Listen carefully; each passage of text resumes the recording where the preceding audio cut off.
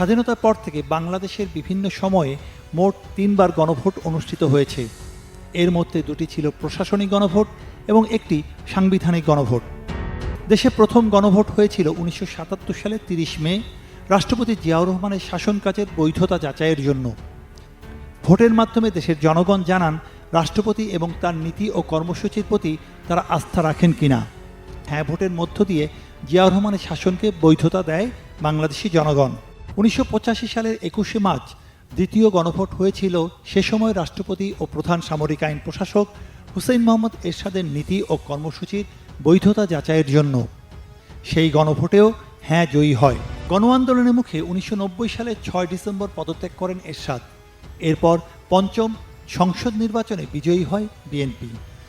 16 বছরের রাষ্ট্রপতি শাসিত শাসন থেকে প্রধানমন্ত্রী শাসিত সংসদীয় পদ্ধতি প্রতিষ্ঠার লক্ষ্যে 1991 সালের 6 আগস্ট সংসদে বিল পাশ হয়।